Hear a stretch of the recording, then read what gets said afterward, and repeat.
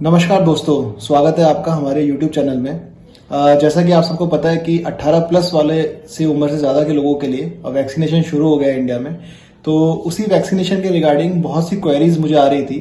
लोग मुझसे पूछ रहे थे कि यार ये वैक्सीनेशन करवाएं या नहीं करवाएं, इसके क्या साइड इफेक्ट्स हैं, कब करवाना चाहिए, और वैक्सीनेशन के बाद जो साइड इफेक्ट आते हैं अगर आ रहे हैं तो उसको कैसे हमें टेकल करना चाहिए, कौन सा वैक्सीन हमें लगवाना चाहिए।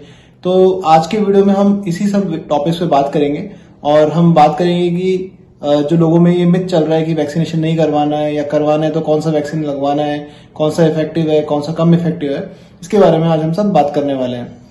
तो वैक्सीनेशन कैसे करना है इसका प्रोसेस मैं अपने पुराने वीडियो में बता चुका हूँ। अगर आप लोग चेक करना चाहें तो मैं उसका लिंक अपने वीडियो में दे दूंगा, आप जाके चेक कर सकते हैं। बहुत ही सिंपल प्रोसेस है। एक बार आपने रजिस्ट्रेशन करा लिया और आपने स्लॉट ले लिया, आपने वैक्सीनेशन के लिए स्लॉट बुक कर लिया, तो उसके लिए जब आप हॉस्पिटल या अपने जो हेल्थ केयर प्रोवाइडर है उनके पास जा रहे हैं तो आपको क्या क्या चीज ध्यान रखनी है। सबसे पहली चीज और बहुत इंपॉर्टेंट चीज, आप खाली पेट नहीं जाएंगे। आपका पेट भरा हुआ होना चाहिए और आप अच्छे से हाइड्रेट होने चाहिए। अगर आप खाली पेट वैक्सीनेशन के लिए जाते हैं तो उससे आपको काफी सारे साइड इफेक्ट आ सकते हैं। तो हमें ध्यान रखना है कि हमें खाली पेट नहीं जाना है। सेकंड पॉइंट, जब आप हॉस्पिटल पहुंच जाएं वैक्सीनेशन के लिए तो मेक श्योर कि आपके पास अपना जो आईडी कार्ड आपने वैक्सीनेशन के टाइम चूज किया था, स्लॉट बुकिंग के टाइम चूज किया था, वो आपके पास हो या उसकी फोटोकॉपी आपके पास हो। तो नॉर्मल जैसे मैंने आपको बताया कि सबसे बेस्ट है आधार कार्ड। आप अपना आधार कार्ड की फोटोकॉपी साथ ले जा सकते हैं। बेसिकली वो लोग आपके आधार नंबर से चेक करते हैं कि जिसके नाम से स्लॉट बुक हुआ है वही बंदा वैक्सीनेशन के लिए आया है, और एक बार क्रॉस वेरीफाई करने के बाद वो आपको अलाउ करते हैं वैक्सीनेशन के लिए। वैक्सीनेशन बहुत ही सिंपल प्रोसेस है। विद इन सेकेंड्स में आपको जो है वैक्सीन लग जाती है और आपको पता भी नहीं चलता।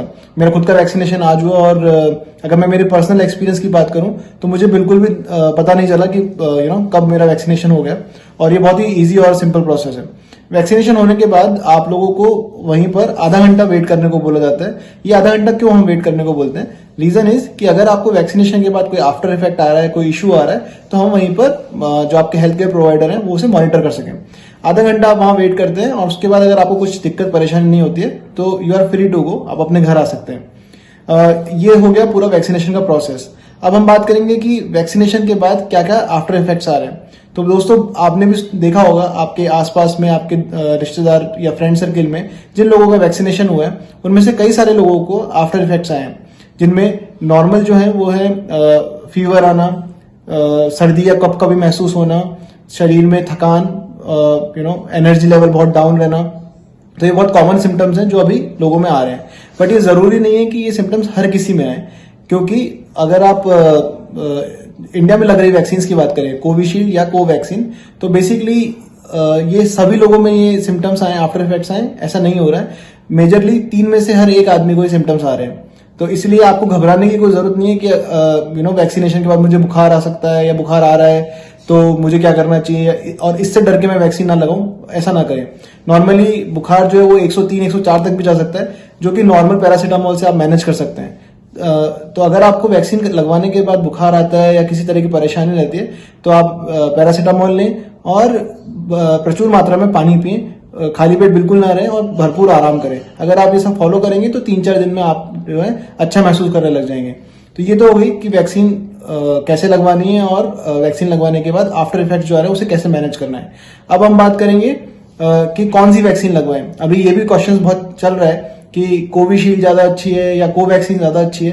तो दोस्तों, मैं ये कहना चाहूंगा कि सभी वैक्सीन अच्छी है और बढ़िया है और सभी वैक्सीन इफेक्टिव है। तो मैं तो आप लोगों से ये रिक्वेस्ट करूंगा कि जो भी आपके एरिया में वैक्सीन अवेलेबल है और जो आपको मिल रही है, आपको तुरंत उसे लगवा लेना चाहिए।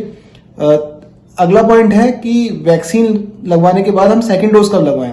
अभी इसमें एक कंफ्यूजन चल रहा है। जो कोविशील्ड है जो हमारी सीरम इंस्टीट्यूट ने बनाई है, उसकी जो नेक्स्ट डोज की डेट है वो बेसिकली अगर आप सर्टिफिकेट जो आपको आता है फर्स्ट वैक्सीनेशन के बाद उसको देखेंगे तो उसमें 28 डेज या 30 डेज का नेक्स्ट टाइम डेट रहता है। But basically government of India ने उसे बढ़ाकर अब 6 से 8 हफ्ते कर दिया है। तो आप खुद से कैलकुलेट कर लें कि आपके फर्स्ट डोज के बाद 6 से 8 हफ्ते कब हो रहे हैं और उसके हिसाब से आप वैक्सीन लगवा सकते हैं। तो नॉर्मली 45 टू 50 डेज के बाद अपनी सेकंड डोज आप शेड्यूल कर सकते हैं। अगर आप बात करें कोवैक्सीन की तो वो 28 डेज के बाद आप लोग शेड्यूल कर सकते हैं। तो आप अपनी सेकंड डोज के लिए स्केड्यूल करते वक्त ये जरूर ध्यान रखें कि आपको जो गिवन टाइम पीरियड है, वो जो कूलिंग पीरियड है वो आपने पूरा किया और उसके बाद ही आप सेकंड डोज लगवाने हैं। नेक्स्ट चीज हमें जो ध्यान रखनी है और सबसे इंपॉर्टेंट चीज वो ये है कि आपने जो फर्स्ट डोज में वैक्सीन लगवाई है, जिस भी कंपनी की आपने वैक्सीन लगवाई है, वही वैक्सीन आप सेकंड डोज के रूप में ले रहे हैं। आज जब मैं खुद वैक्सीनेशन के लिए गया तो मैंने वहां कई केसेस देखे जहां पर लोगों ने पहली वैक्सीन या पहली डोज जो है वो कोविशील्ड की लगवाई थी और सेकंड डोज जो है वो कोवैक्सीन सेंटर पे पहुंच गए। तो ऐसा बिल्कुल ना करें, आप लोग सेकंड डोज वही लगवाएं जो आपने जिस कंपनी की आपने फर्स्ट डोज लगवाई थी। तो बेसिकली अगर आप लोग ये सब जनरल बातों का ध्यान रखेंगे तो आई होप कि आप लोगों को के लिए वैक्सीनेशन प्रोसेस बड़ी स्मूथ हो जाएगी और आपको डर भी नहीं रहेगा। मैं आशा करता हूं कि आपको ये सब जानकारी जो है वो काम में अच्छी लगी होगी और ये यूजफुल रहेगी आपके लिए। अगर आपको इसी तरह की और नई जानकारी चाहिए तो आप इस वीडियो के कमेंट बॉक्स में जाके कमेंट कर सकते हैं। आप लोगों को ये वीडियो कैसा लगा ये भी अपना बता सकते हैं।